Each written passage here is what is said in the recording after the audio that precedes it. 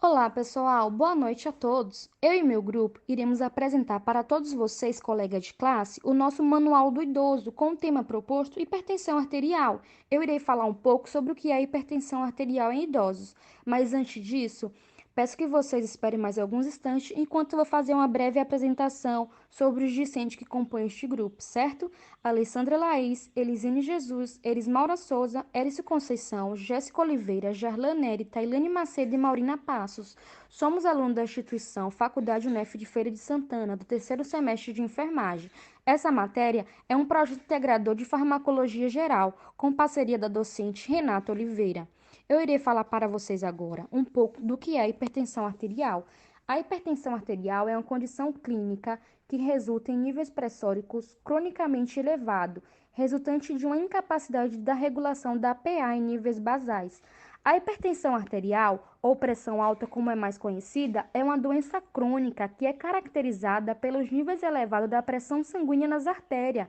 Isso acontece quando os valores da pressão máxima e mínima são iguais ou ultrapassam os 14 por 9 milímetros de mercúrio.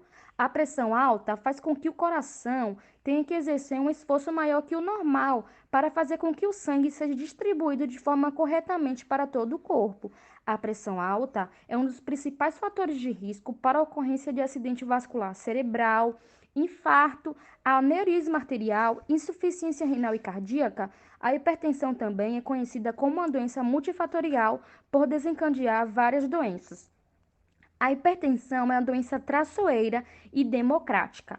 Traiçoeira porque não dá sintomas, democrática porque se manifesta em qualquer idade, em crianças, em adulto e especialmente em idosos, nos dois sexos sem qualquer etnia, seja ela branca, negra ou amarela. Boa noite, me chamo Jarlan e irei falar sobre as características fisiopatológicas da hipertensão. A pressão arterial é a principal responsável por empurrar o sangue bombeado pelo coração através das artérias, sendo assim, levando os suprimentos necessários para os demais órgãos.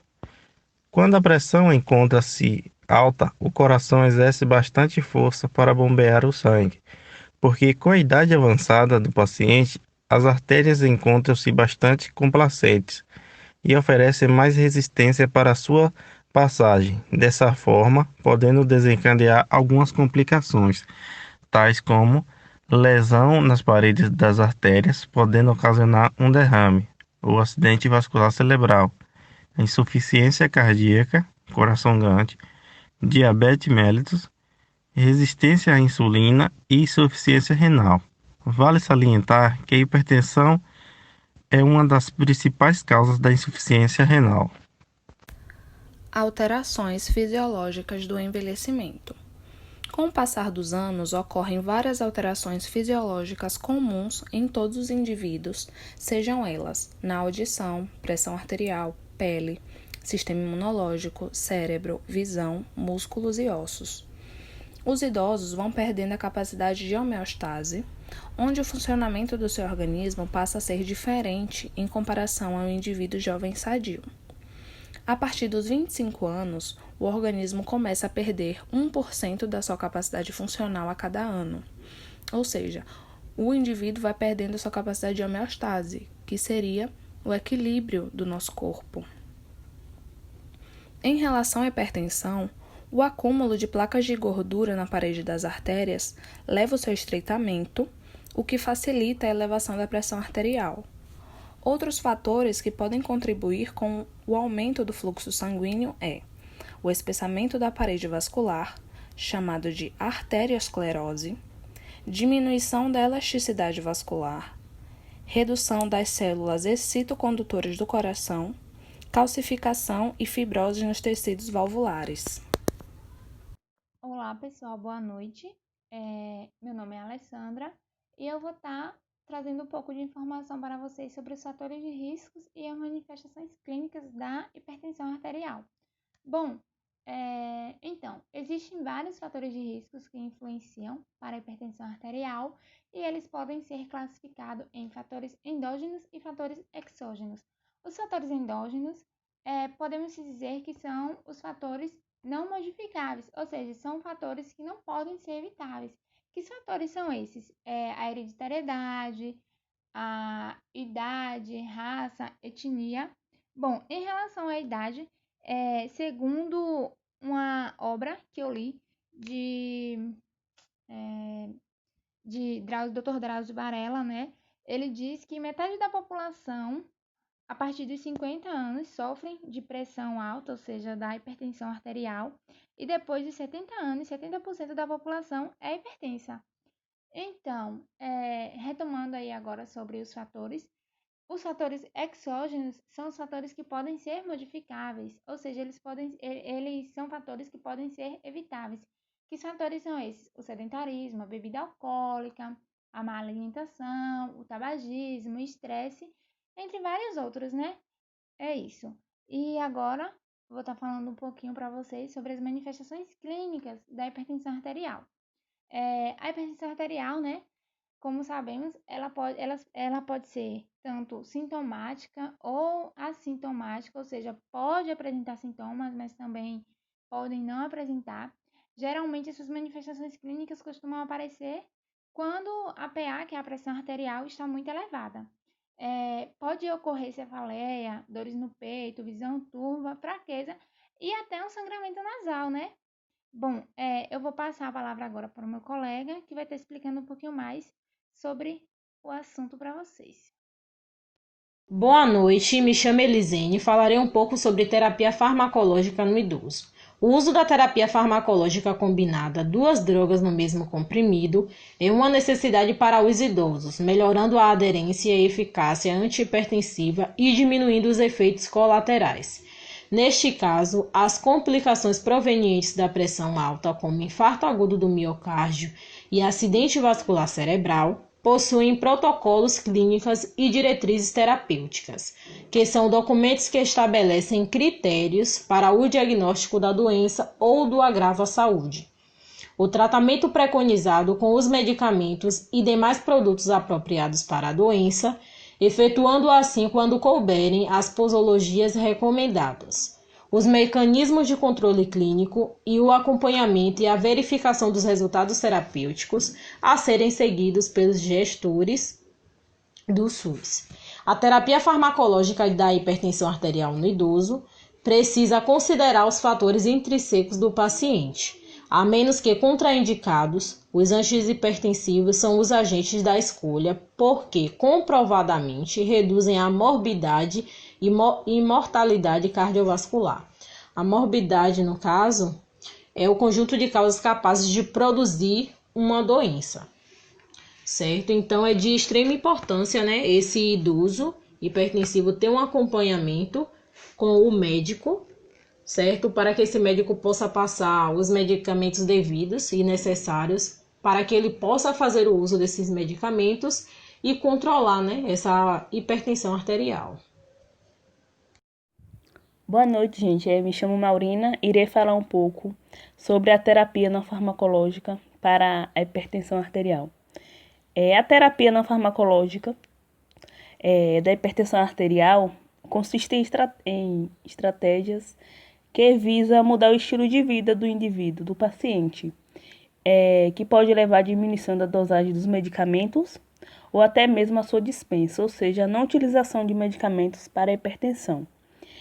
A terapia não farmacológica tem como principal objetivo diminuir a morbidade e a mortalidade cardiovascular por meio de modificações do estilo de vida que favoreça a redução da pressão arterial. E um desses estilos de vida é que o paciente tem que se adequar e, se realizadas de maneira adequada, conforme recomendada pelo médico, pode sim reduzir a pressão arterial. Dentre elas estão a perda de peso, se o paciente apresenta excesso de peso, a adoção de hábitos alimentares saudáveis, ou seja, fazer com que a alimentação seja uma alimentação balanceada, com verduras e frutas, a restrição do sódio, que é ideal para o consumo de 1,5 gramas ao dia, e atividade física aeróbica regular, e abandono do tabagismo e o consumo moderado de álcool. ou seja, mais ou menos 2 doses ou menos que isso por dia. E as razões que tornam as modificações do estilo de vida úteis são o baixo custo, você não precisa gastar tanto para mudar ou adequar o seu estilo de vida, e risco mínimo. Aumento da eficácia do tratamento medicamentoso e a redução do risco cardiovascular. Então, esses são uma das principais razões para que o paciente possa, sim, se adequar ao tratamento não medicamentoso para a pressão arterial. Bom, falando um pouco sobre antihipertensivos e algumas classes de fármacos, os medicamentos representam um dos itens mais importantes da atenção à saúde do idoso. Estes, particularmente, utilizam múltiplos medicamentos, apresentando mais reações adversas. As classes farmacológicas mais utilizadas pela população idosa foram os hipertensivos. Ou seja, diante desse exposto, inclui que a adequação do uso do hipertensivo à pessoa idosa pode ser considerada uma prioridade imposta ao serviço de saúde, tal que visa o crescimento, o aumento da população e a relevância do seu uso adequado no controle das complicações. No que se refere às classes medicamentosas, podendo observar que as mais prescritas para os idosos são os diuréticos, como diazetíticos, e os inibidores de enzima conversora de angiotensina. Essas classes são consideradas de menor risco para a terceira idade, uma vez que apresentam declínio das diferentes funções do organismo, além da possibilidade da existência de comorbidade e do uso de outros medicamentos. A tendência à associação de classes de antihipertensivos para se obter maior controle da hipertensão, ou seja, são usados para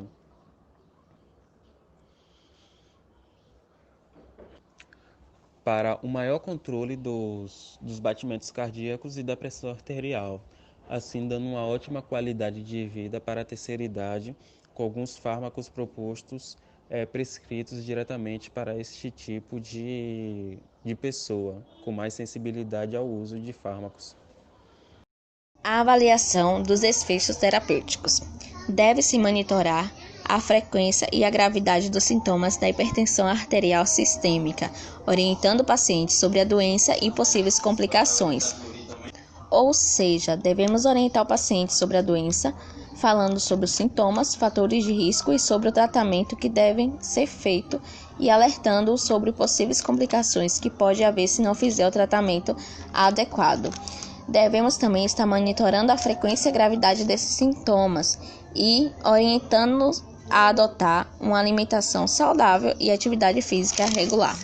Avaliar principalmente os pacientes com sintomas persistentes, exigindo assistência médica imediata com sintomas como obnubilação, vômito, dispneia e com crises acompanhadas de sinais que indicam lesões nos órgãos alvos e processo como encefalopatia hipertensiva, acidente vascular encefálico e edema agudo de pulmão. E os pacientes deverão ser orientados também sobre os efeitos adversos do medicamento e o objetivo terapêutico. E é isso, pessoal. Essas são as nossas referências. Muito obrigada. Boa noite.